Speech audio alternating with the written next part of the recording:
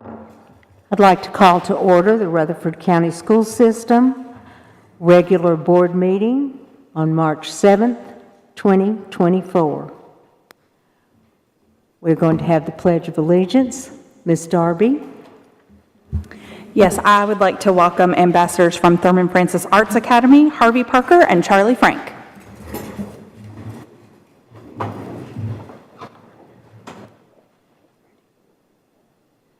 I pledge allegiance to the flag of the United States of America and to the republic for which it stands, one nation, under God, indivisible, with liberty and justice for all.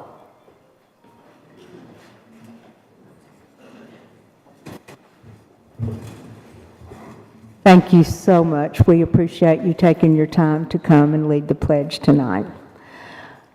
We'd now like to have a moment of silence.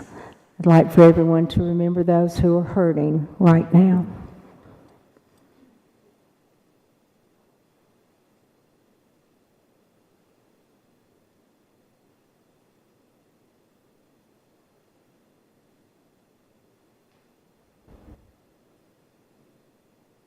Thank you. Let's take a look at number 4, approval of the agenda. Do we have any questions or comments about the agenda? Give you a second to look through it since we haven't looked through it this week.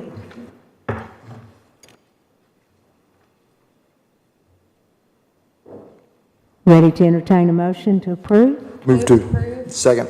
Okay. Did you get that, Ms. Rosales? Mr. Tidwell? All in favor say aye. Aye. All opposed, no. Anyone wishing to abstain? The agenda is approved. Let's take a look at number 5, approval of the consent agenda. I'll give you a moment to look through it.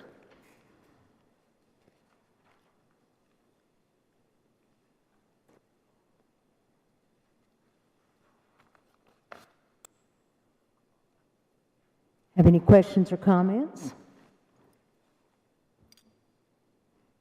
Seeing none, I will entertain a motion. So moved.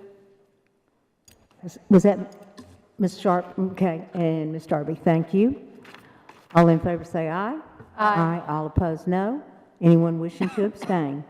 The consent agenda is approved.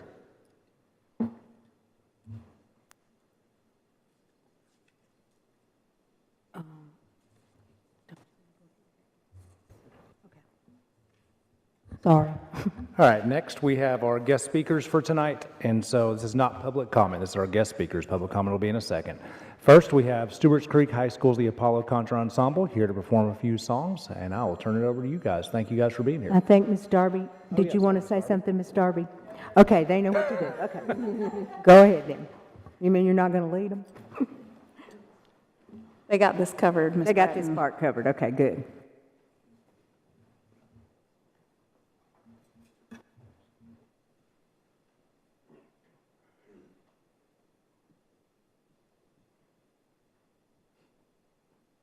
Hello, my name is David Guyton. I'm a senior member of the Stewart's Creek High School School Apollo Contra Ensemble. Apollo is a choir of upperclassmen tenors and basses, one of 2 co-equal advanced choral ensembles of Stewart's Creek.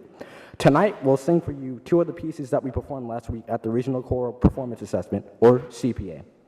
We're proud that Apollo, along with all 5 choirs from Stewart's Creek, received the highest rating of Superior in both performances and sight reading at CPA, and we're excited tonight to share our journey with you.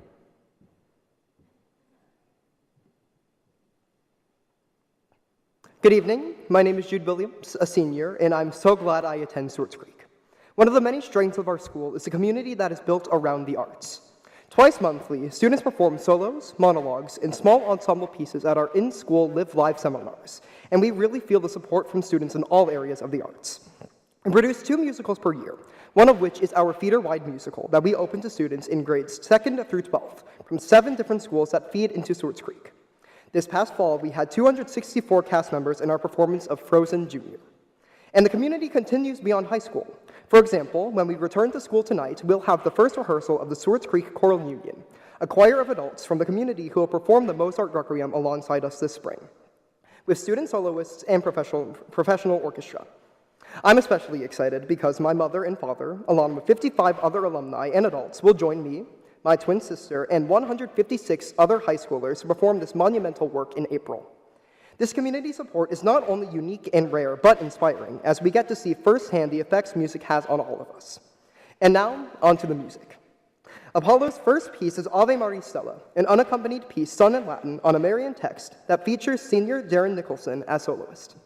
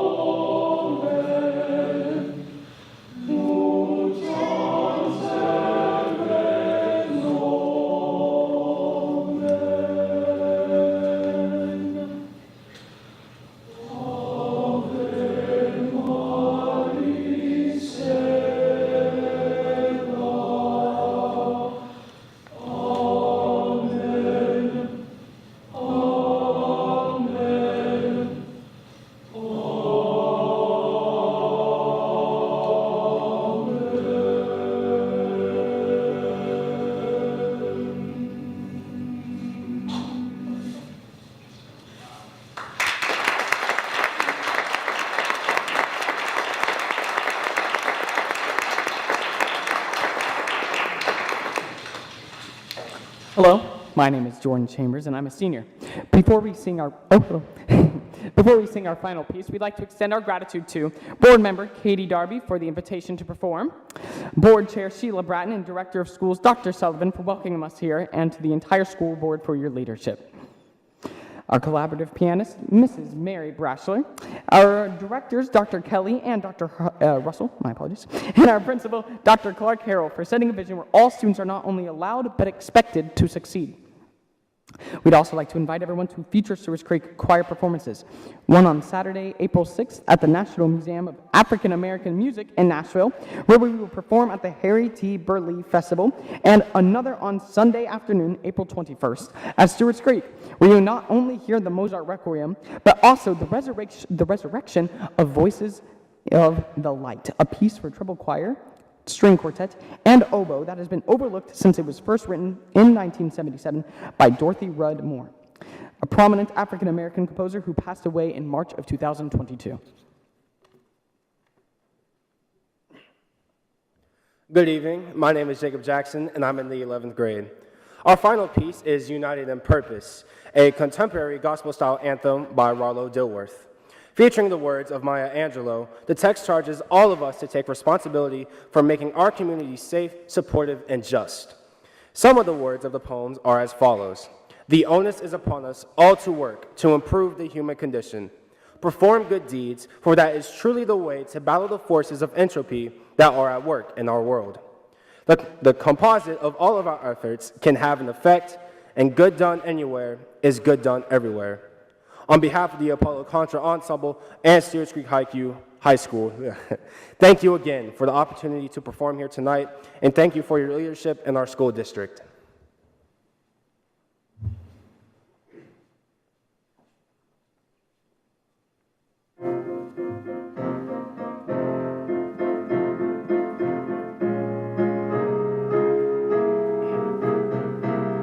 The onus is upon us all to work to improve the human condition. The onus is upon us all to work to improve the human condition.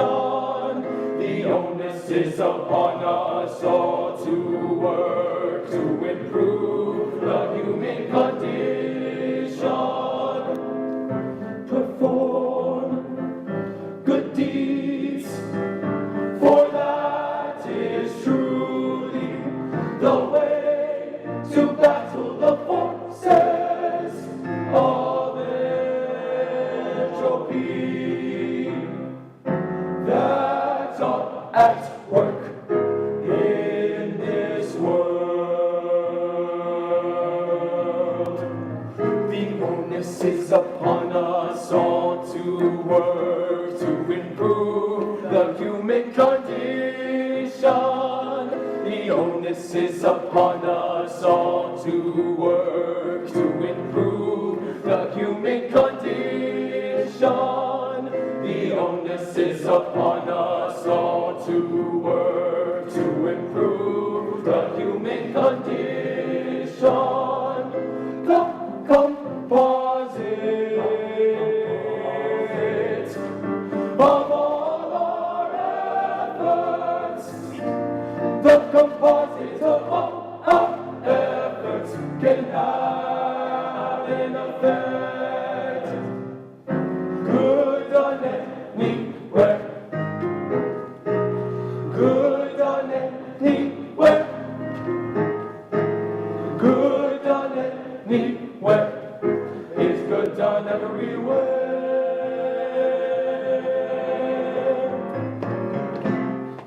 When we unite in purpose, united in purpose, we are greater, greater, greater, greater than the sum of our parts united. When we unite in purpose, united in purpose, we are greater, greater, greater, greater. We are greater, greater, greater, greater. We are greater, greater, greater, greater than the sum of our parts united, united in purpose.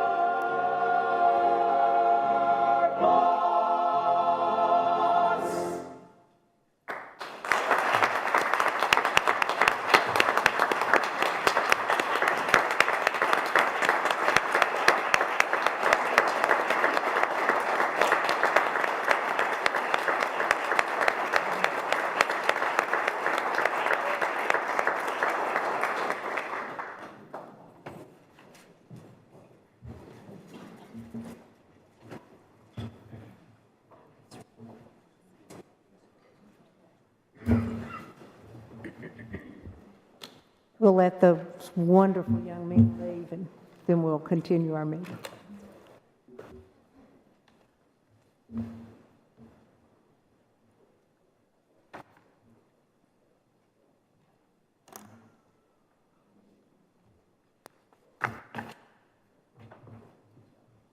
That was great. Ms. Darby, thank you. You've made us all feel better. Thank you. I don't know if y'all caught that they had 264 kids in their musical. That's unbelievable. Tell me what you were telling me before the meeting about how They went through it really fast. The kids, I think, a little nervous Yeah. talking, but say it again. Stewart's Creek does a feeder musical once a year where they include all of the elementary and middle schools that feed their high school, and they invite them to audition and participate in a musical. So when they did Frozen Junior this year, they had over 264 students in that musical. And then they're doing something with adults? They are. Okay. They are. I just got an email about that recently, so I don't know as much about that program yet, but a Mozart piece, I believe, that they're going to be doing with adults and students. So they're involving families and parents and very cool stuff. Such a community event. Yeah. I'm so proud of our people. All right, number 2. Number 2, we now have Megan Turnbow, who's also here to sing for us. In multiple languages. Yes. Right. That was really bad placement by me. You do this to me every time. I'm really I know, a bad spot every time. You didn't know that? I didn't. Yeah, that is hard to follow, and I will not be as exciting, but I will try my best. So first, let me say thank you for your constant support. I know my face is not always here, but I'm always listening to the board meetings. A lot of times it's in the car taking kids to practice or fixing dinner or something like that. But I always hear you talking about ESL. There's not many meetings that go by that you don't bring it up. So I appreciate and I feel the support, and so do our teachers. Also, thank you for the 25 teachers that you've already approved for next year.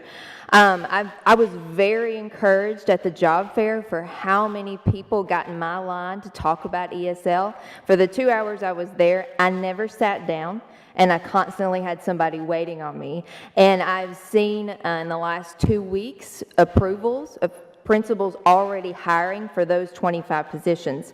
So that's very exciting, and I will say we only have one ESL opening in the entire district right now, and that's only because the principal decided not to fill it right now. It was an awkward time. That person transferred to another district. They were moving, and so really I want to say that we are 100% filled with ESL right now, which is exciting. But on the flip side, since you last approved those 25, we now need 31 for next year. So we've grown by 6 more teachers since the last time we looked at those numbers. Like if we were going to fill positions today with the numbers that we have. So we may still have to look at some more. We've had 391 English learners since January 1st, 294 of those being newcomers, so that's about 75%. I threw this slide in. This is not on your PowerPoint because I just thought of it this morning, but my team and I developed some instructional focus items that we want to do in the district next year, and this comes from me visiting every school, being in classrooms, talking to admin, instructional coaches, teachers, ESL and Gen Ed, and just my own observations of kind of 4 priorities. And I chose the power of we because really it takes all of us to do this, all of us in this room, all teachers. I'm trying to change from ESL's over here doing their thing to ESL is all of our things. So that's why I use we. But we belong, and to me what that means the most is I want our kids to be in choirs like that. I want English learners to be there too. I want them to be on our sports teams. I want them to be on our clubs. I want them to just be a part of our school. And then we grow. I want our ELs to be looked at for an asset-based approach. Like they come with strengths.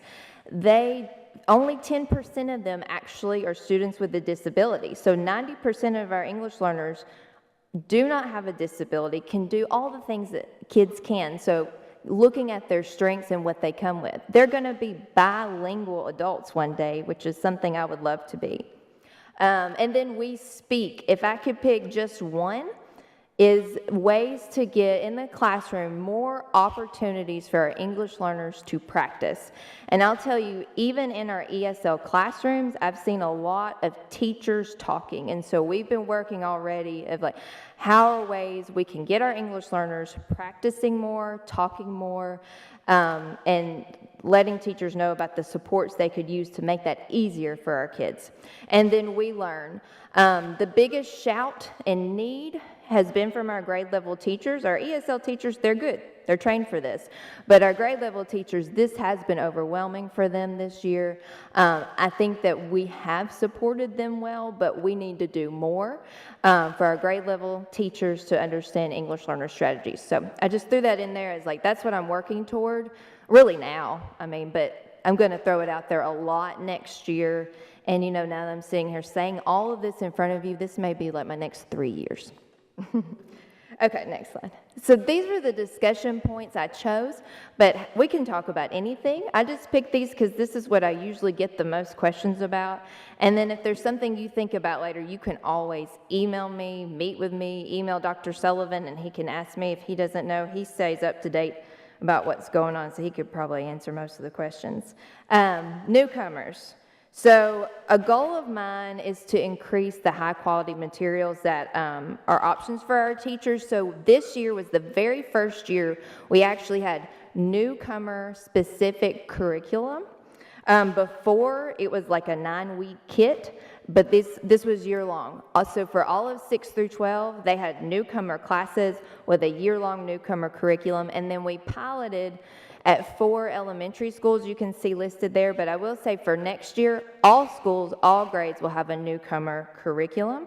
We're purchasing that with Title III funds. It'll probably be about $100,000 of those funds. Teaching models. I put this slide here to show you, or just to give you some ESL lingo before I show you the next slide about high schools and what they're doing for newcomers. If you see the word sheltered, what that means is that all the students in that room are English learners, and typically it's an ESL teacher who's dual certified that's teaching the class. So let's say you have a teacher that's certified in history and ESL, they might be teaching a sheltered world history. And then RAEL stands for Recently Arrived English Learners. This course, just for newcomers only, to focus on English language development, and it actually can count as one of the 4 English credits they need for graduation. And then co-teaching, it's an option where English learners can go into a content class with a mix of native speakers, and have the content teacher there for that expert, and then the ESL teacher there for that expertise, and put them together. And then EA push-in, where our ESL EAs are out in classes with English learners. See that a lot with science.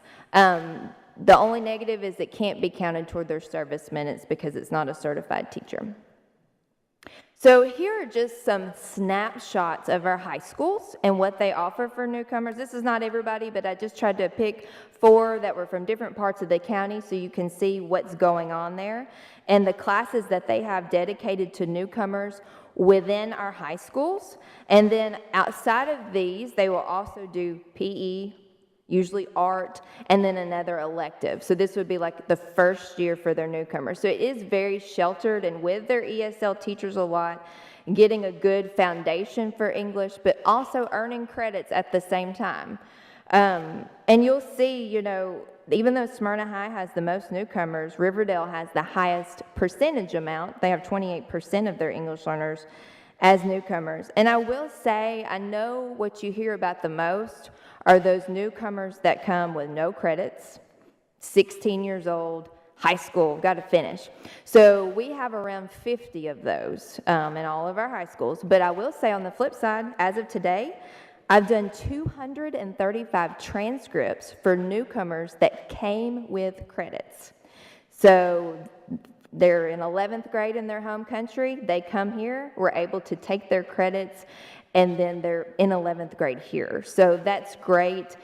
and a lot easier on our graduation rates when they come with credits. And I will say most have, 50 versus 235 as of today. And then another topic, you've got newcomers on this side, and then you have your LTELs, long-term English learners, those that have been in the ESL program for 7 years or more. We have 748 of those out of our number, and it's not a lot, but they do kind of pull on our resources. A lot of them have been in ESL since kindergarten. So some of the things we're doing to address that group is we've increased the challenge of our curriculum, and you get a lot of pushback on that because sometimes our ESL teachers, they want to offer them easier things, but my philosophy is we need to put grade level text in front of them with grade level writing task, and the ESL teacher is there for support. You know, if you teach low, they stay low. So for these LTELs that have been in ESL for 7 or more years, we're really trying to expose them to as much grade level material as possible. We did a high school LTEL boot camp where they were pulled during their intervention time. And we're just focused on some WIDA test strategies because some of them just need to pass that test. And then with our LTO, sometimes we start looking at other services. Why aren't they testing out? Is it a SPED issue? Do they need to go to math or reading intervention? And we have some flexibility there that we could move them to other services if we needed. And then 34% of our LTLs are students with a learning disability, and that is one of the reasons that keeps them from exiting. And then one thing where I want to stop the LTEL pipeline, I call it, to high school, is we're adding Orton Gillingham's morphology to middle schools next year. It's a $50,000 purchase, again, coming from Title III, but it's a structured literacy reading intervention program that I hope kind of addresses the reading need that a lot of our English learners have, because when they were in K2, when you're learning those foundational reading skills, they were trying to learn English at the same time, and sometimes just some of those foundational skills get missed. So I'm hoping to catch it in middle school and that we see these numbers get lower in high school. Okay, teacher support. I wanted you to know some of the things that we already have going on, and I will say that of the 6 coaches you see up here, none of them come from the GP fund. The 4 ESL specific instructional coaches that work with our ESL teachers, 2 are paid for by Title III and 2 are currently an ESSER. And then the 2 ESL coaches for Gen Ed, 1 comes from Title I, and then 1 from Title III, and that's actually the position you guys approved for me earlier this year. She started in January.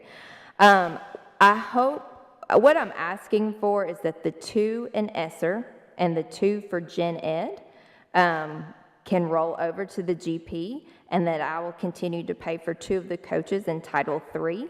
Our Title III budget has about $650,000. It's not like SPED, who has millions. So when we have lots of people, Annie's not here for me to give her a hard time, but she's probably watching from home.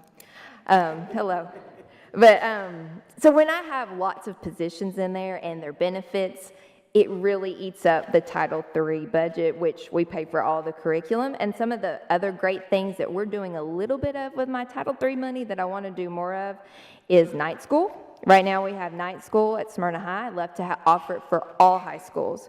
Summer school and summer learning opportunities. We're getting to be a part of the elementary summer school, but I'd really like to have more support there, and then middle and high. More parent classes. We have 1 ESL parent class at Smyrna Elementary, because if we can support our parents, that is supporting our kids too. I'd like to do more of those.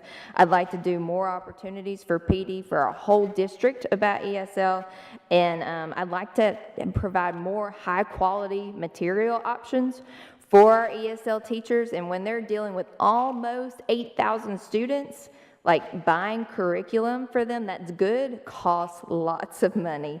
And I hope to get do a really great purchase for high school and a new textbook that's listed there under that district provided curriculum. And that's going to cost probably about $100,000 too out of Title III to do that textbook that I want to do for our high school. But I think it makes a difference, and high school needs the most support out of any of our grade bands with teaching our English learners, and that's where we see the least amount of growth happening. Now, at the bottom, that EOC teachers, we're going to have 7 EOC teachers, 1 from every EOC, end of course exam, trained this summer with English learner strategies, and they're getting a $500 stipend to go. It's 10 hours, and they will be kind of the ESL voice in their PLC. So every tested PLC in high school will have, hopefully, someone who feels confident to speak about English learners. Again, that's coming from our Title III funds. Now, 2 things that are budget pending, these are really the only 2 new things, new positions that we've asked for are newcomer co-teachers, and these are the 4 highest schools with newcomers, and we're asking for a newcomer co-teacher for 3rd, 4th, and 5th grade, 1 in each for those 4 schools, so it would be 12 positions. And for example, if I'm the 3rd grade newcomer, or I'm the newcomer co-teacher, I'm a part of that 3rd grade PLC at Smyrna Elementary, I'm there with the newcomers in the grade level classroom. They will still go to an ESL teacher for their 1 hour of service, but when they come back, they're still newcomers. And my heart goes out to the 3rd grade teacher who is trying her best to reach everyone, but it's very frustrating and hard when you have 7 newcomers in your 3rd grade classroom. So I've talked to some of those schools, 2 of them already, and they think it would solve, I had one principal say, this would solve every problem we've ever had with English learners. So I was like, okay, this is a good idea then. So if you'd like to talk about that more, I'd be happy to explain. And then the second one that's an ask, I said state approval. We wrote the curriculum for the Teach Now program for ESL and SPED and submitted it about a month ago, and we're waiting to hear back. But just the amount of people that are reaching out to me. Monday morning before 10 o'clock, I had 3 emails from already licensed teachers asking, how can I be an ESL teacher? They could get certified, that extra, you have to do more classes to be an ESL teacher. They could get that through our Teach Now program, and all the people that lined up at the job fair with just a bachelor's degree could get certified for ESL through our Teach Now program. So that's one more position. We would need 1 person to be leading that group and teaching those classes, just like it is for the CTE Teach Now and the Math and Science Teach Now. So we're hoping that ends up passing, getting approved and passing in the budget. And then last slide, the EAs and translators. Every school meeting, I don't think there was a single one where they didn't ask me for more EAs. We need more EAs, and I listed just some of the things there.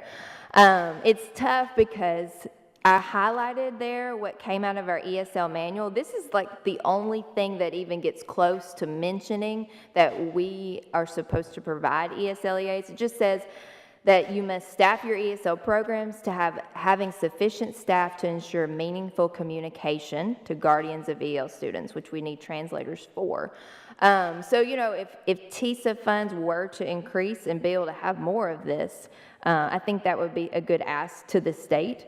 Or even if our Title III money was ever increased from the federal government, that we could support this more. Right now, our current ratio is 1 to 102 with 64 EAs, and this is just me throwing something out there to start having an equitable number, but a 1 to 70, just basing it off that the teacher ratio is 1 to 35, so theoretically, for every 2 teachers, you would have an ESL EA. Right now, just to give you an example, Laverne High has 2 ESL EAs. They have almost 400 direct serve students. And then Blackman Elementary has 2 ESL EAs, same number, and they only have 150 direct served students. So there's just some discrepancies that I would love to fix, and maybe this is something we tackle over time. Another example is Plainview Elementary. They now have 52 direct serve English learners, and they don't have a translator at all. So that has been a big ask of them. That is all the information that I prepared. And if you have any questions, I don't know if we have time, or you can always reach out to me. Thank you. Dr. Sullivan, the budget that we're getting ready to tackle. I know that we had talked about increasing the pay for for EAs that are bilingual. How many bilingual EAs have we put in the budget yet, or is still up for discussion and we don't know yet? Still up in the air, so we'll discuss that at our retreat. We basically have about 12 million, and just steps and raises cover about 9 to 10 of those, depending on what the board wants to go with. Okay. So, How many, if in a wish list? This is, you know, Yeah, I made it. Oh, I know. I made it before I came today, just in case you asked. Thank you. What will be the ultimate goal to, I wouldn't say the maximum, because I don't think we'll be able to cover the maximum, but the minimum that we need to get us there if we're not. The number of EAs? The bilingual EA. 94 would get us to 1 to 70.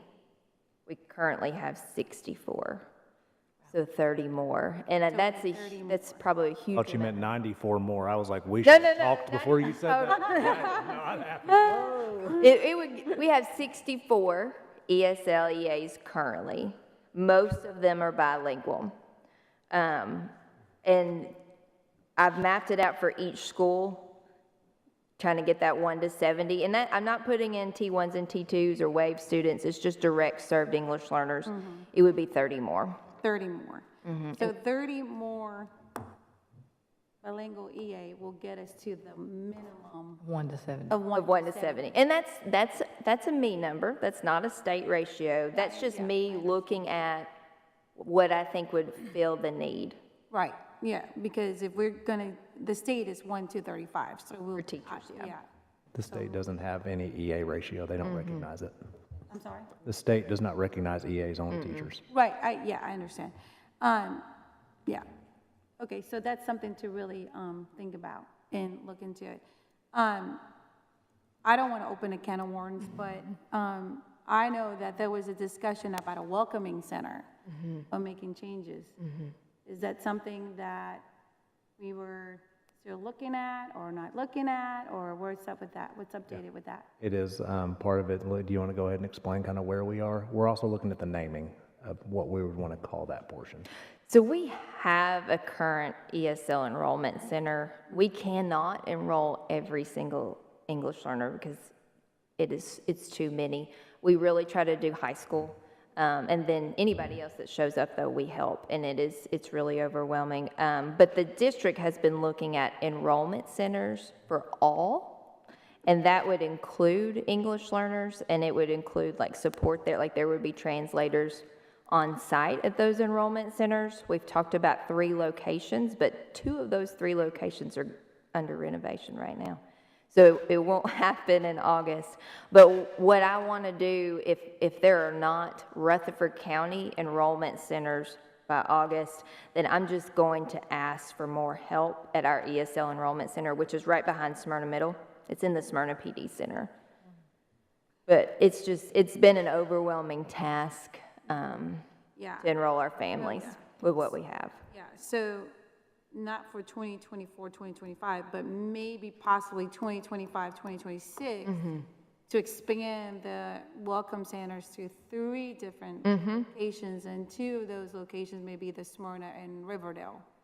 Church Street location we talked about, and the Roy Waldron Annex, we talked about having space there and then continuing to use the ESL center, but make it a Rutherford County, open to all from Rutherford County. I don't want to speak ahead for everybody, but this is a huge need that we need to look into and how we streamline this process, because right now, currently, our EL population is out of our control and it is growing, and it doesn't seem there's any signs of stopping the growth that's happening. So we need to really look into how we can help the schools and support them a little bit better by taking this process and the burden away from the schools, and for them to go to a very centralized location that this is where they can go and get all the questions asked and their services and everything there, and like a one-stop type of place. but in multiple locations. How many people, how many students are you guys registering? So I have 3 translators that work there. And of course, they also do district translations. Like enrollment's not their only job. I checked 2 or 3 weeks ago and they'd seen over 2,000 families. Three ladies. I mean, there are days they don't eat. Yeah, it's overwhelming. Lines Too out the much. door. Yeah, it's overwhelming, and it's just 3 people, so that's something we should look into for sure. Madam Chairwoman, I remember we did a Zoom with Charlotte Mecklenburg, where they have like 34,000. 34,000. And I know we talked about, because I brought it up, I said, we had peer tutors in elementary. They're not EAs. Right. But a lot of them speak Spanish, and they could help. Are we still working on that peer-to-peer? Because that can really help. Yes, we are making that a suggestion as part of like higher level English learner schedules to be, and Riverdale already does it, so we already. I thought they were doing, They've done it for years, and they schedule some of those higher level English learners, or even some that have exited, to come back and help with the classes. So that's even more opportunity for. Well, they're not EAs, but they're supportive. They're an untapped resource in some places. Yeah. Mr. Tidwell? Thank you for bringing this information tonight. I want to just kind of go back over some of the things that you're asking potentially for. You said you wanted to move 2 positions that are currently in ESSER to general. Yes. Purpose, right? And was it 2 more positions that you were wanting? Yes, the two ESL coaches that are for Gen Ed. For Gen Ed. Yes, sir. All right. And also, you mentioned the other item was 12 positions, which are newcomer co-teachers for 3rd, 4th, and 5th grade, and that's mainly at 4 different schools. So yes. Those 12 positions, right? Right. As well as ESL, EAs, 30 more EAs would help. Is that, am I getting all this right so far? Yeah, the GP ask is for 2 coaches currently in ESSER and the 2 that are working with Gen Ed. With Gen Ed. The 12 newcomer co-teachers, the Teach Now program specialist, keeping up with our ESL teacher state required ratio, and then ESL EAs. The specialist, is that just one position? That would be one person that would teach those candidates in the Teach Now program, and that would be for ESL and SPED. We did a joint curriculum that we submitted to the state. Okay, awesome. So I know it's a big ask, and I hate standing up here and doing it, but if I don't know who else will. So I'm here. Great. I have one more question. Yes, ma'am. Thank you. Okay, so in regards to newcomer, there will be newcomers. The newcomers that came this year after the start of the school year, academic year in August, what is that? We're like almost 800, correct? For newcomers? Well, the whole EL population. Oh, okay. That are getting services for. 7,776. Those That are what? the new people that. Oh, newcomers. Okay, 1,051 without kindergarten in there, because kindergarten kind of all meet that definition of 12 months or less getting services. But without kindergarten, we currently have 1,051 newcomers. Okay. 294 since January 1st. 294 since January 1st, and that's not including August to December. So how much funding did we lose this year from TISA from the? We won't be funded for any of those students till next year. I know, so how much we should have been funded? Just the base alone, 6 million, probably close to 10 to 12, depending on which tier they would have fallen through. So is it 10 to 12 includes the base, or is That would include the base weights and the K5, and I'm estimating depending on what grade level they would be in, because you get an extra weight or direct funding if they're K5. or K5? Yeah. Okay, so we're missing right now close to $12 million. That's a significant amount in the services that they're needing. So this is something that we the board, need to work together to go back to our lawmakers to explain to them about the appropriations when it comes to the funding for the enrollment numbers, because if receiving these newcomers, we have to provide the services no matter what, regardless. So if the funding isn't there, we still have to do this. So this is something that we need to work together to talk to the lawmakers to make the changes of how they appropriate the formula so that we can get the funding that academic year instead of getting it the year later. Because this is one argument that we can use to get that as a need and as an ask, and it is a want. I am aware that the Department of Education is aware of this problem. I don't want to say problem. I would like to say challenge, of this challenge that we have with the newcomers in EL. And I am aware that they are trying to do something on the academic side of providing support to give more direction to the districts on how to handle the newcomers that don't have transcripts or those that are in elementary school and how to break that up a little bit. But there still is not a dialogue in there, including the funding aspect. So we really need to push together and work on this because this is impacting a lot of counties across the state. It's not just Rutherford County. This is not a Rutherford County issue due to fast growth. This is a problem that's happening across the state. And that's all I'm going to say about it. Dr. Sullivan? I think most of our kickback from that, because we asked our legislators to file a bill for us on that this year, and that fell on deaf ears.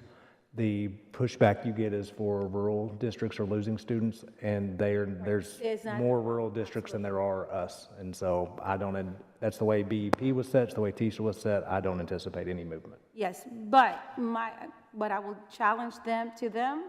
What is happening in Rutherford County is only a matter of time that will happen in the rural county. This is not due to fast growth because of construction. This is fast growth that's due to people migrating into different parts of the county. So that's a different, separate type of problem. Anyone else? I agree. I mean, we're getting some from Nashville. I had a refugee resettlement group man tell me, prepared, more's coming because we can't afford Nashville anymore.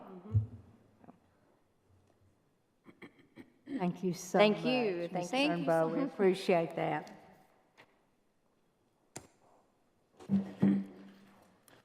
Number 7, Rutherford Proud. All right, now we will move to Smyrna High School and their feature film project. So Smyrna High School students have embarked on a year-long project to create a movie. The strings attached. Filming is expected to wrap in March with a premiere planned for the end of April. Teacher Kyle Dietz and students from his Audiovisual Production 3 class want to share details with the school board and explain the film's creative process, which includes writing, acting, filming, and editing. So come on up.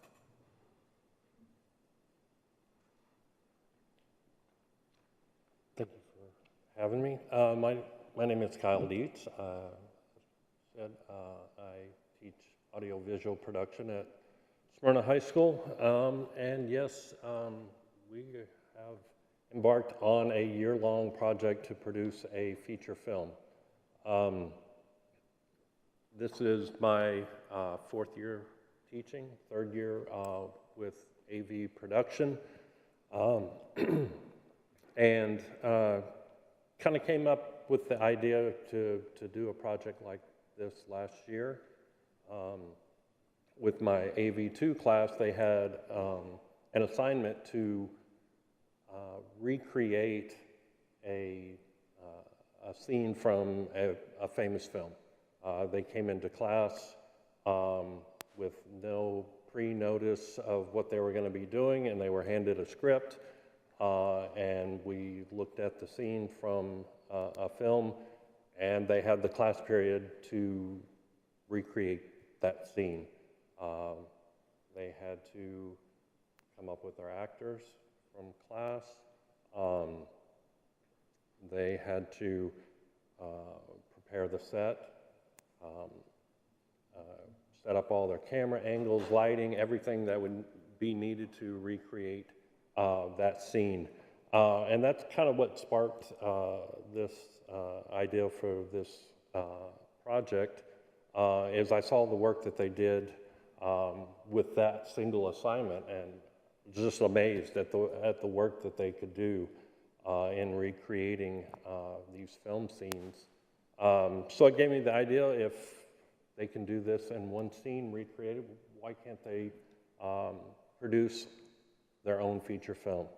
So with that in mind, I approached our principal, Dr. Sutherland, with the idea of doing a project like this, and I really thought it was going to be, I thought I'd really have to pitch it to her, and pretty much before I got any more out than we'd like to do a feature film, she said, yes, let's do it.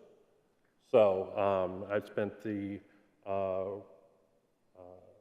rest of the school year last year kind of preparing that class for what was going to be ahead this year, then worked throughout the summer kind of figuring out on my end just how we were going to do this. I explained to students that there's not a book or curriculum or instruction manual anywhere that I was going to be able to just open up and prepare them to do this project.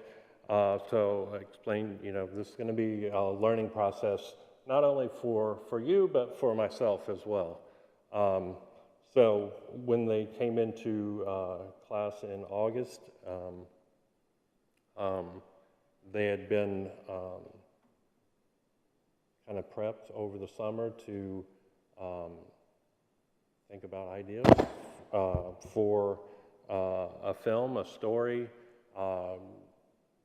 find some inspiration for what they'd like to do.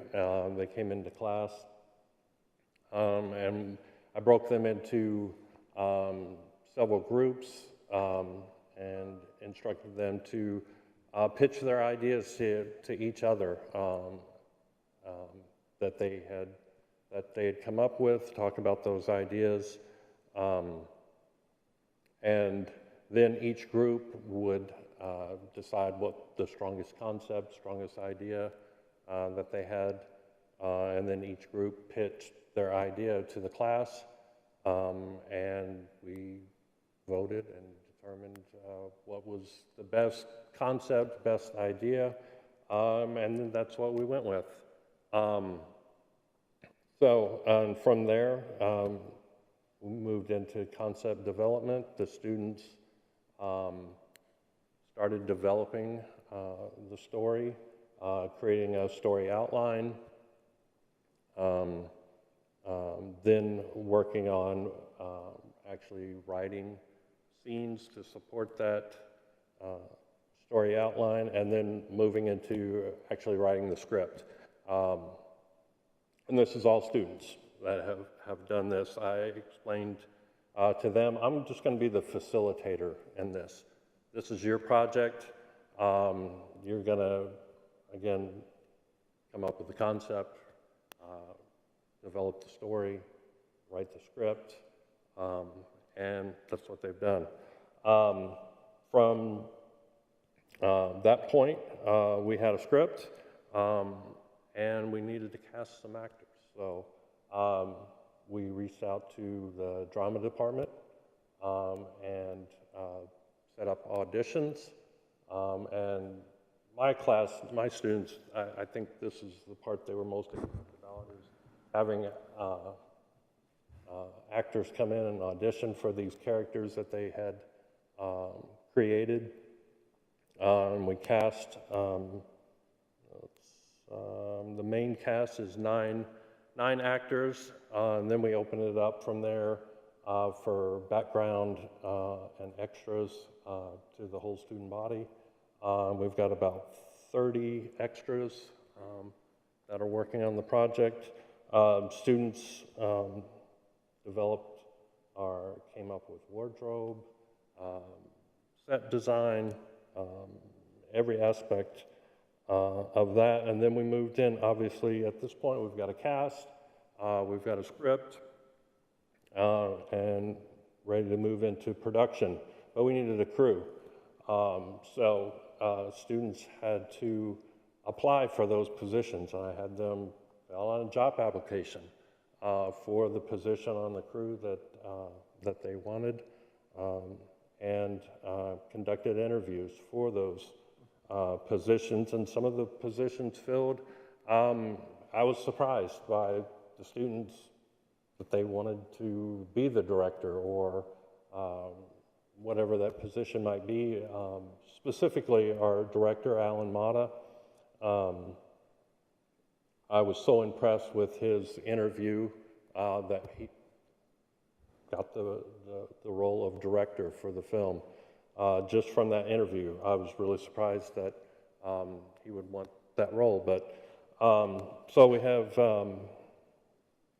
8 crew members, director, assistant director, director of photography, lighting, what else? Script supervisor,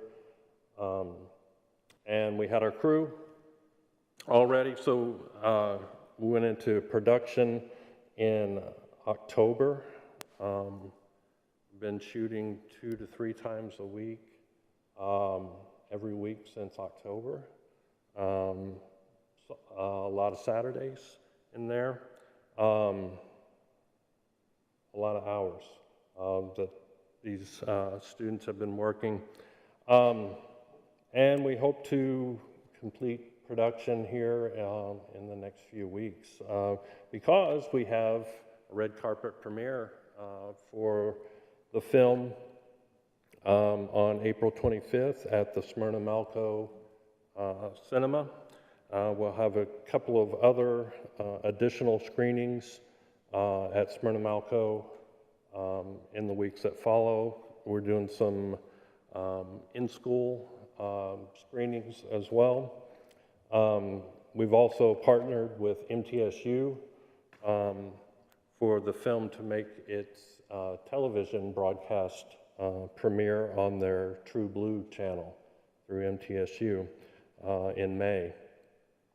And we'll also be working to secure streaming opportunities as well, entering it, the film in film festivals to compete. But what I found with film festivals is that I can't find any student competition film festivals that deal with feature films. It's only short films. So this is something pretty rare, pretty groundbreaking that these students are doing. So we're going to be competing in adult film festivals once the film's completed. Before you show that, I just want to make sure before we show it, the strings attached does not involve federal funding. Right? That was a big thing a couple months ago. There were strings attached to. I was just curious. Hope we weren't going there. So. Loop in my head ever since I read it. Really? I mean, it was all right, but I've written way better before. What else have you written about? That's kind of personal. But most of the time it was about me and Lily, or how I feel. I wish I could read more, but I understand if it's personal. I don't know. I don't show anyone my work. I'm surprised you even care about that smudged writing. It's kind of hard to forget. I mean, if I could write like that, I'd use it to my advantage. It was only one part. If you really liked it that much, I guess I could show you more. Really? You don't have to if you don't want to. I know you said it was personal.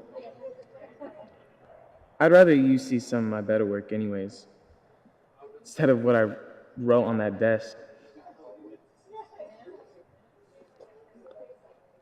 Here.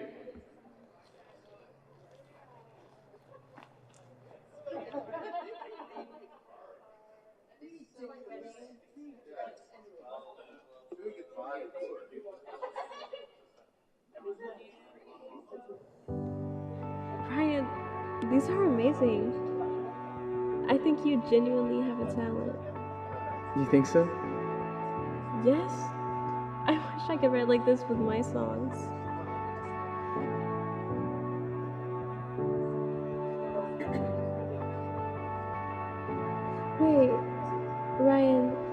What if you performed at the talent show? You could read it out like a poem. No way. I could never in front of all those people. Right. I forgot you have that fear. Wait a second. What if I performed it for you? What? Like, you singing my work? Yeah. I mean, I have the singing ability and you have the talent of writing. You just don't want to perform. Maybe it could work. That way you could get the recognition for your work without being on stage. And I can finally have something to sing about. I'll think about it, but I don't know if I'm ready for people to hear my writing. You should definitely think about it. I really think this could work. I will. Hey, lunch is over. So, we can talk about this later? Yeah, sure. I'll see you later, Ryan.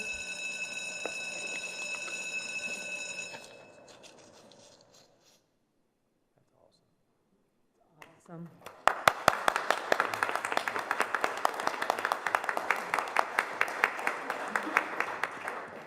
Got a couple of my students out. They need to come up here, please. I was ready to watch that over anything else I've seen recently. Yeah. This is Brandon Reyes. He's our director of photography or cinematographer, and Braden Stem. He is our gaffer, or just a fancy way to say light design. And these guys have done some really great work, as you can see there.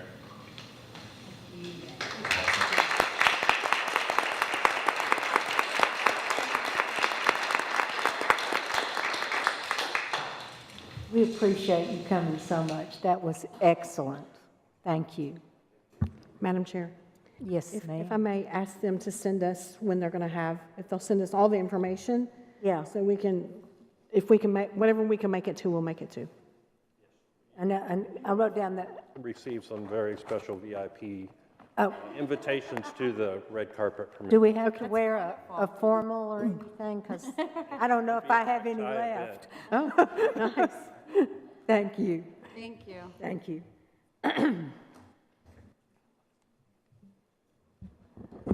We will now go to public comment. My first guest is Stephen White Eagle. Come on up to our podium here. In front of you, there's a little box with the different colors on it. It helps you with your time management. You have 3 minutes, and you'll be able to see exactly how much time you have left, because it gives you warnings, okay? Okay. Thank you. Well, good evening. My name is Stephen White Eagle. I am a parent of a student who attends Laverne High School. I'm here today to address the board regarding a matter of discrimination that has taken place against my son, Canada White Eagle, who is sitting over there in the black and white plaid. He is an indigenous student, and this is in reference for wearing an eagle feather at his graduation ceremony. My son and I are Native American. We are part of a federally recognized tribe, and although our religious beliefs and practices are not what many of you are accustomed to, they are still our ways of practicing our religion. We use the eagle feather in our tribal dances, ceremonies, and when we pray every day, and they are sacred to us. My son is a senior and graduating this year, and has been told by the Laverne High School administrative staff and by certain administration at the district that he is not allowed to wear his eagle feather with his cap at graduation. My son and I have been told that his religious beliefs do not fit into the school's policy, and that is unfair and unconstitutional. Unless you're going to tell all students, that includes the girl who wears the hijab or the Jewish boy that wears the yarmulke, that their religious items are not permitted at graduation, then my son should be allowed to wear his religious item, that being the eagle feather. This treatment against my son's beliefs is a violation of his First Amendment right, which is freedom of religion. The religious meaning of the eagle feather to all Native American people is we hold the eagle and their feathers sacred to us. We believe they represent honesty, truth, power, and wisdom, and it's our connection with the Creator, God. This would be the same as the cross to the Christians. Feathers are given in times of great honor. For Native young people, receiving an eagle feather is just as significant as earning their diploma. This is why the United States government has set in place federal laws and state laws protecting Native American religious freedoms. This by establishing the American Indian Religious Freedom Act of 1978, which protects my son's right to wear an eagle feather at graduation. And there are no state laws here in Tennessee that prohibits my son from wearing his eagle feather. And I hope in speaking here tonight to you all on the board that I have changed your minds of you allowing my son to wear his traditional eagle feather at graduation on his graduation cap, and we can work as a community to respect and acknowledge all students' individual identities and value all religions and not make one more important than the other. Thank you for your time. Thank you so much. We appreciate you coming.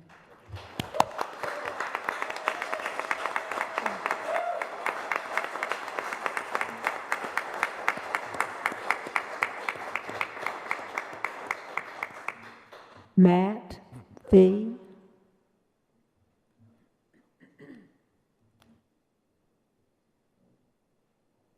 Mr. Fee, you heard what I said. You see your little lights up there to help you with your time management. Not my first rodeo here. Well, other places, but first time here though. Good evening, everyone. My name is Matt Fee. I live on Winding Branch Drive in Christiana. You know, the music we heard earlier, the words from the second song, the onus is upon us all to improve the human condition.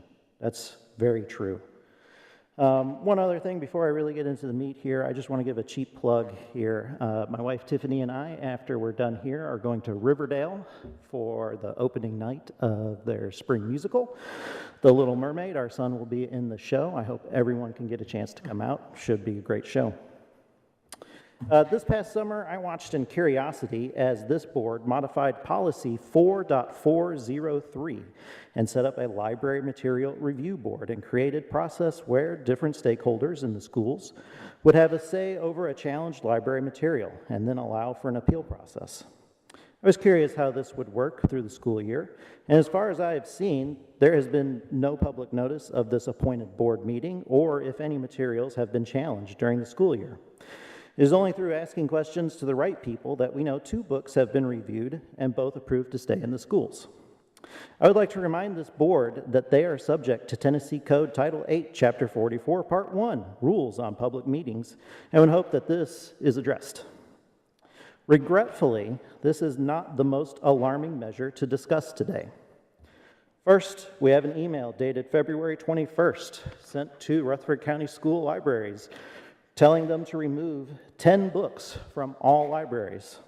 Second, we have another email dated March 1st with another 8 books to be removed, but luckily 2 others were kept because of the work from our public school librarians. They say democracy dies in the dark, and this is why groups like the Rutherford County Library Alliance are here to shine a light on these type of activities when we are notified. And in this case, RCS has quietly withdrawn 18 books from its libraries in the last 2 weeks while appearing to circumvent its own library material review process, which includes school librarians, who are the best educated members of our community to make these decisions. RCLA would like the board to address this situation tonight and let us know how obscenity is being defined to justify these removals. All RCLA media contacts have been notified when I started giving these comments. One final note. Last Sunday, 60 Minutes ran a story about book bans. 10 of these titles in this list were mentioned in that story. None of them were removed from the schools in Beaufort County, South Carolina. Diversity breeds tolerance. Be kind and understanding, and don't make judgments because you haven't lived their story. Vice President Dick Geyer, Beaufort County, South Carolina School Board. Thank you. Thank you. Thank you.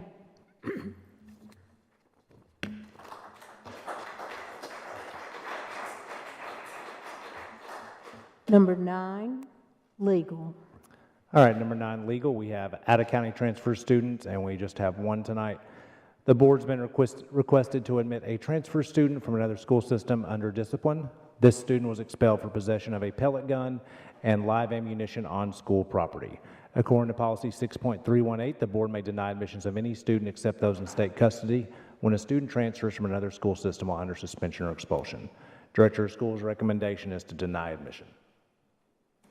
If any of you have had questions, you would have asked our lawyer, so I will entertain a motion. Move to deny. Second. Thank you. Move is to deny. All in favor say aye. Aye. Opposed, no. Anyone wishing to abstain? We have denied admission. Number 10, insurance. You have anything, Dr. Anthony? Yes, at the most recent county meeting, his name is Mr. Huffman. Mr. Huffman talked a little bit about the possibility of the Cigna Medicare Advantage for 2025 being bought out by another group but not changing the plan. So it would be possibly just under a different vendor's name, but they will then go out in the year 26, 27 to bid that out. It'll be time to bid it out again, but they're just talking about possibly somebody purchasing that, so there will be a name change, but no difference in coverage. You're talking about the post-65 Cigna Medicare Advantage? That is correct. Would you say that again? Yes. So Paul Huffman said that in the year of 2025, next year, because our insurance runs January to December, that the Medicare Advantage plan is being looked at to be bought out by a different group. No changes to the plan. Next time that could possibly be a change in the plan would be when they go back out to bid in 26, 27. By bought out by a different group, you mean not Cigna, but some other group? A different group. Thank you. That's my insurance, that's why I'm asking. Financial report? Just a couple quick things. Of course, we have our board retreat next Thursday and Friday to where we will go over 141, 143, 177. There's not a whole lot of things that are different other than looking at positions and then looking at determining, and of course, we'll have more discussion as well. But percentage raise, I think our overall suggestion is going to be, instead of calling it a raise, call it a cost of living adjustment, and so a COLA. And so we're going to look at a 2.5% as where we're going to look to start and see how far we can get budgeting wise. We tried to do somewhere between 2 and 3, looking at 2.5 and 2.5 this year, and then hopefully again the next year gets us to that state required minimum of 50,000. So that's what we're trying to chase down. Although we're very proud of the work we did with last year's salary study, the teacher portion, right now we're at 47. The state minimum for next year is 44, and I don't think we've ever been that close to the state minimum before. So it's catching us pretty quickly, but that's a huge investment portion. So. Madam Chair. Yes, sir. Point out that Tennessee Corrections is now hiring people at $45,000 with a $5,000 sign-on bonus, and they're paying for their education. So we're still behind, very behind. Guess we know where our raises are going. Director's update? Yeah, give me 1 second. I've got a couple things to go over, but one, I remembered a report I just got about pay.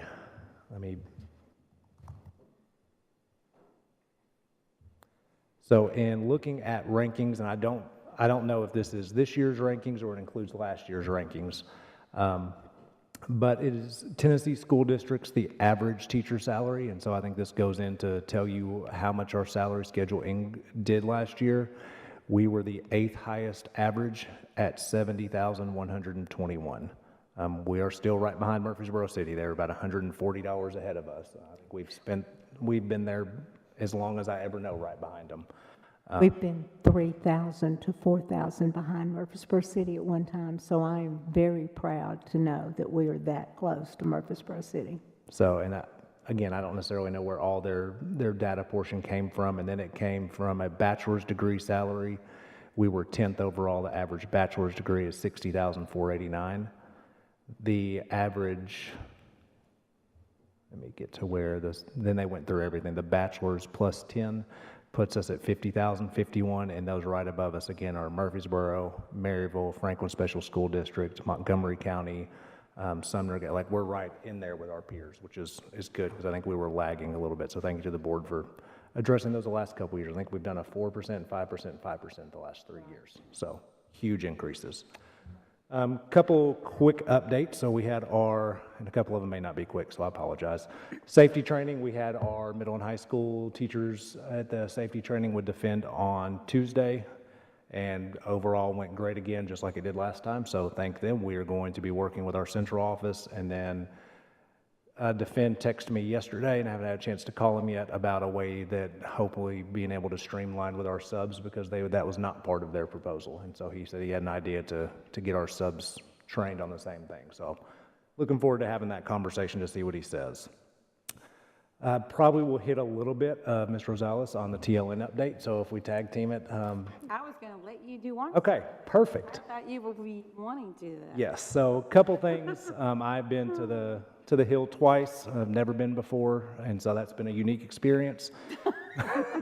First one, especially yesterday. Yes, very unique. Wonderful. We had the bill for impact fees that was carried by Charlie Baum, and I appreciate Representative Baum wholeheartedly for carrying that. That was the one that had the ability that was recommended and moved by our county commission and their steering committee, and that did not get a motion to be heard, and so that was left on the table, and so that's very unfortunate, and it's going to put us in a huge issue as far as how do we build and fund new schools. I know there's some conversation with the adequate facilities tax to add 50 cents. That estimates to bring us in about $2.5 million.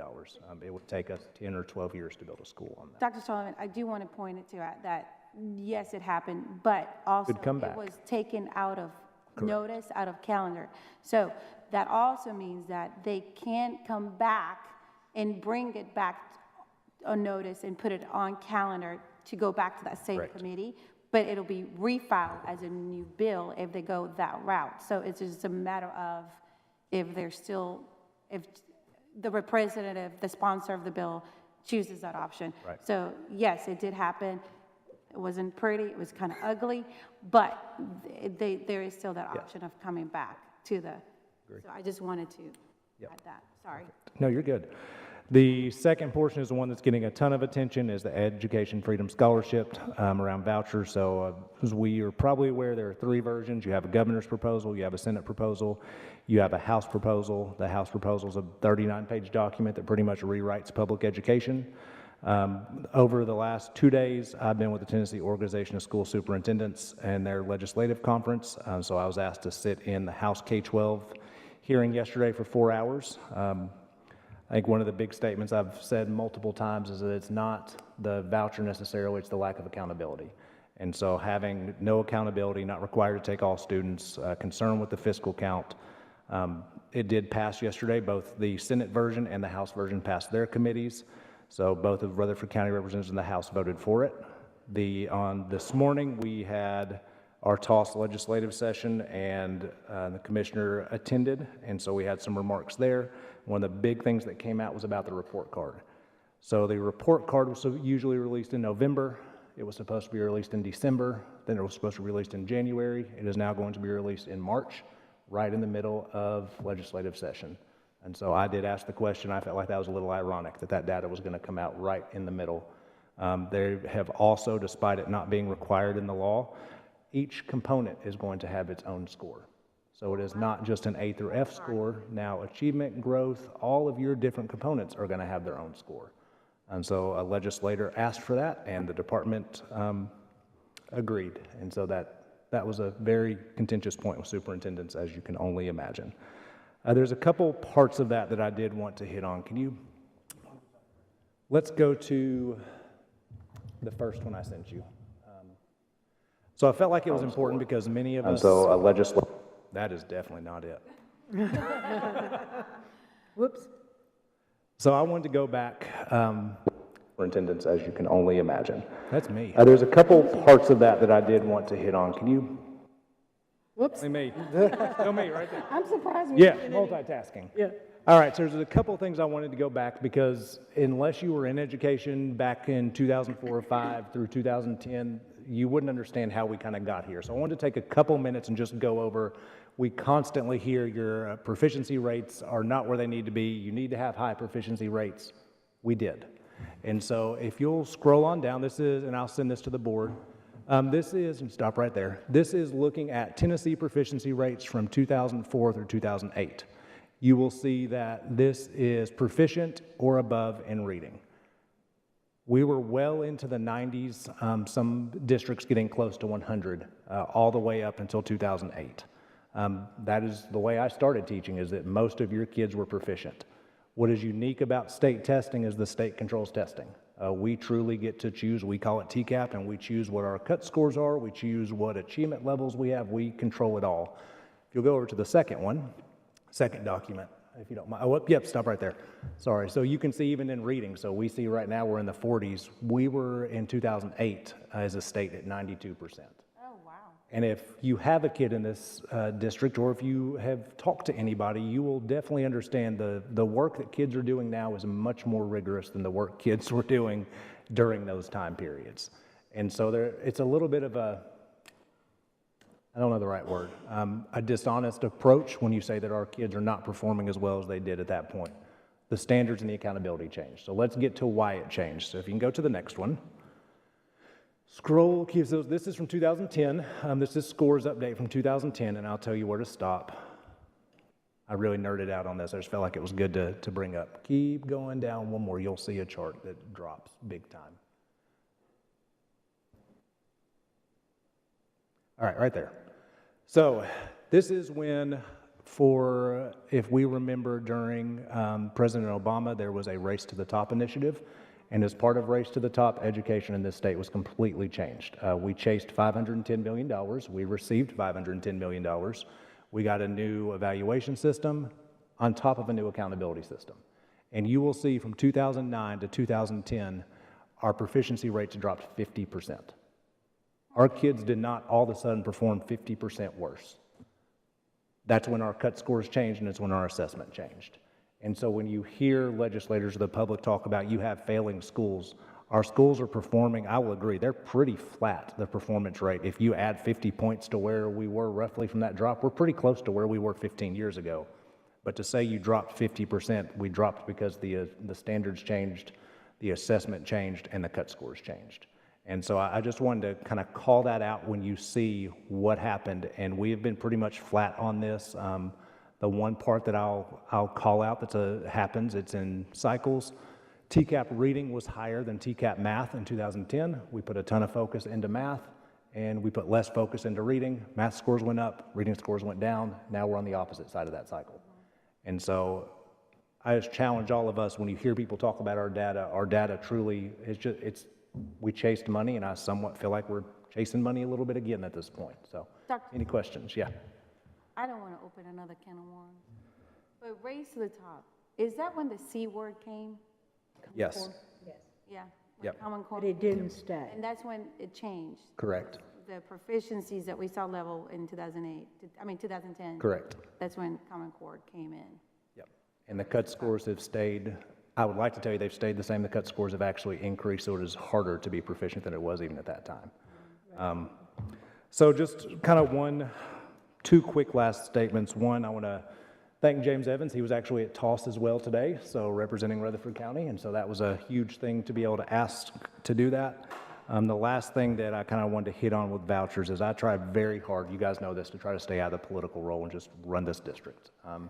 Unfortunately, there are times when you have to stand up for what you believe in, and I'm charged with educating 52,000 kids and representing over 6,600 employees. And to that end, when you look back at what's occurred over the last 15 years, I think it's a dishonest attempt to hurt public education with what is occurring. And my focus still is 100% on this district. Just wanted to kind of point out what the concerns are and why the stance that I have publicly is what it is. So that's all I got. We appreciate it. General discussion. Madam Chair. Oh, I thought you told him to do it. Well, he was doing one portion. I was going to do the other portion. Okay, go right ahead. Oh, I'll wait for her. Okay, you want her to go ahead? Yes, please. Okay. Yeah, so it will be really quick, I promise. So we passed several resolutions that have actually turned into bills at this point. A couple bills are going to be presented for discussion to the subcommittee K through 12 on March the 12th. Dr. Sullivan and I have been asked to speak, so we'll be speaking speaking towards one specifically about the capital funding that's going to help generate, that's going to help get funding from TISA to allocate funds specifically for capital projects. And then March 18th, the House has decided to take all of its safety bills and put them all together. They've encapsulated into one, and so that's when they're going to tackle all of them.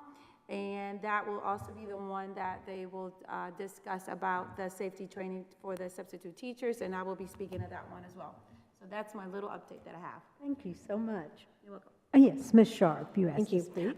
First, I would like to thank Dr. Sullivan and Ms. Bratton and Ms. Darby for the Monday night League of Women Voters. I'll get it up on my Facebook. It was a very, very informative night, a very good meeting, and it's kind of a down and dirty that people can watch and get a good idea of what's going on in our system. Number two, and this is just kind of off the cuff, I think I've one-upped you, Madam Chairman, because I have been married to a Native American. People don't realize it because he was adopted from the Rosebud Reservation, and his given name was Little Bear. And I'm going to tell y'all right now, this is not a fight that we want to fight. I'm going to put a motion on the table to allow this gentleman to wear that on his hat. Second. Thank you. You're welcome. I agree. I think that we should allow. May I finish first? Oh, I thought you were done since you asked the motion. Sorry. No, I would like for other people to vote as well, but I'm not finished. So if you would call. Is there something else you want to add to that? Well, we don't need to, this is, Mr. Reed, I'm sure this is something that we don't need to mess around with. He needs to be able to wear that. And I'm sorry that it got to this point that someone did not reach out to someone else in the system and say that, but thank you, Ms. Rosales, for the second. Any other discussion? Going to call a roll call? We have to vote Roll on call, this yes. Oh, I will. Yes. But just, I have some more There's discussion. a motion on the table to allow the gentleman to wear the feather. I am going based on the freedom of religion. We allow other folks wear symbols that are religious purposes, and I agree with Ms. Sharp. We should allow others the same and for those freedom when it comes to freedom of religion. Mr. Tidwell, did you have some? I had some general discussion items, but I'm prepared to go with the motion if you guys want to vote on the motion. Anyone else? The motion is to allow the young man to wear the eagle feather on his cap. We will take a roll call vote. Mr. Young? Mr. Tidwell? Yes. Mrs. Darby? Yes. Mrs. Maxwell? Yes. Ms. Sharp? Yes. Mrs. Rosales? Yes. And Mrs. Bratton? Yes. Motion passes. The motion passes. Yes, you may. I'd also like to add, our legal counsel agrees as well. I didn't get a chance to say that, but they agree as well.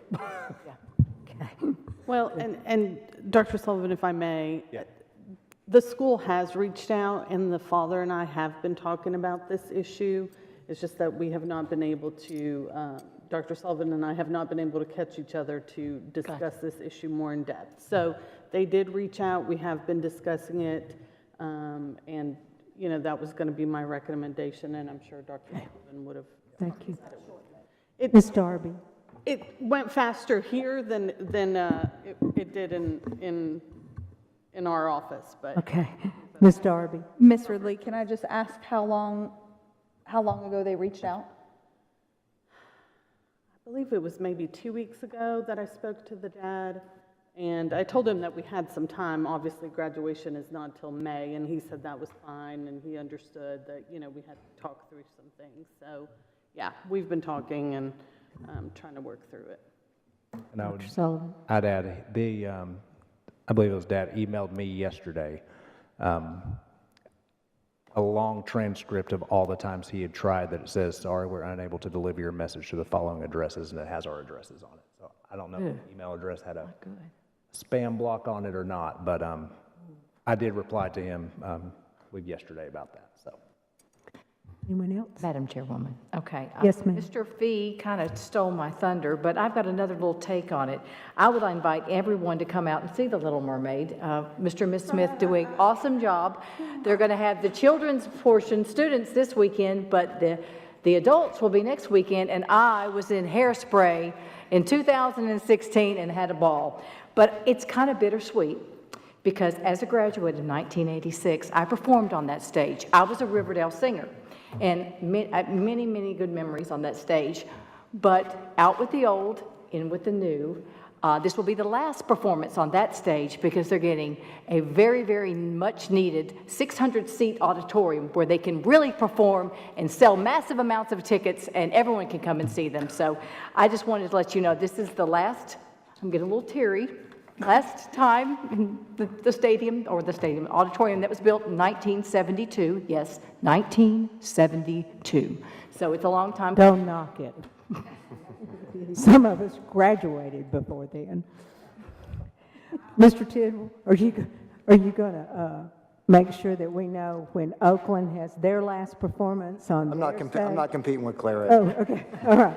She has the thunder. I have some questions about Dr. Chastain, the innovative grant. You said you were going to follow back up with us. I have got tons of information for you for the retreat, if that works. Okay, that's great. That works out good. Mr. Lee, can we get an update on how things are going out at Beatty, and also an update on the alternative bids and designs for portables? The alternative bids for portables came in $40,000 above. Oh, wow. The pre-manufactured ones that we've been buying. We were gonna, I have the information to discuss at the board retreat. Okay. We have lots of things to go over, guys. We have Wow. It gets better. Woo! 40,000 more? I think we need some Smyrna Yes, salt. 40,000. A double wide is 40,000 more. A single is the exact same cost. Anyone else? What was the question on Beatty? I'm sorry. Just update, things are moving along. I know we broke dirt. We're moving dirt. We'll probably start undercutting for some of the parking lots and the building pad. We can get out of this rain cycle probably Monday or Tuesday. Great. So it's moving along. Awesome. Yes. Sorry, I was going to say Madam Chair. Yes, ma'am. Mr. Jeff Reed, can you provide to us an update on the conversations you've had with the two property owners in regards to the land that we are hopefully procuring? I've talked to all the owners involved, so we have presented a draft contract and exchanged some drafts with some folks on the Stewart Creek Road property, and we're working through some family matters still on the other property still. Okay. Do you think we're going to have do you think you're going to be bringing a contract before the board soon, like in a week, 2 weeks, a month? Oh, come on, Ms. Rosales. Don't put him on. I can't commit to what dates we'll have. I don't know if we want to bring them both at the same time and see. It's too early to say. Okay. Give you a date. I just didn't know how warm it was. Yeah. Well, that was a good way to say it. I just see the interest. Thanks. Thank you. I would like for the board to take a look at your packet of information. I do have your assignments for graduation, but you thought you weren't going to get them, didn't you? If you have any questions, you can just let me know. I do have 3 board members at every graduation, which was my goal. Of course, if you want to come and you're not on this, I'm not stopping you. I just don't want for us to look up there and see one board member for one graduation and 18 for another, you know. So Whoa, 18 board members? sometimes when we get there, there are a lot of county commissioners too. But anyway, I just want to make sure that we are well represented. Either I or Claire, either the chairman or the vice chairman, will be at every graduation, and then you folks were kind enough to fill in. So as I said, feel free. If there's some reason you have to change, please let me know so that I can replace you or we can do some flipping around. I appreciate it so much. Thank you. Good job. Thank you. Madam Chair, Yes, ma'am. I want to thank you for the idea of each board member taking a week and kind of bringing something exciting to see. We oftentimes hear all about the news, the local papers and stuff love to talk about our athletics, and sometimes I feel like our arts don't get quite the same attention. We have some amazingly talented staff and students in the arts departments. I was invited to go watch the Stewart's Creek Wind Ensemble the other night with Commissioner Wilson. And if you have never seen them in this competition, they actually do a cold sight read of a musical piece that they have never ever seen before. And they are given 7 minutes to just look it over, cannot play their instruments, and then they have to perform it. And they knocked it out of the park. They got all ones. And I believe Ms. Halford said Rockvale also got all ones, which is the highest level award at that competition. So congratulations again to Stewart's Creek Wind Ensemble, and a big thank you to Stewart's Creek High School. The Apollo Choir was amazing this evening. Thank you all for allowing us to celebrate and showcase some of our talent here in Rutherford County. You're welcome. Amazing. Anyone else? Move to adjourn. Second. We are adjourned.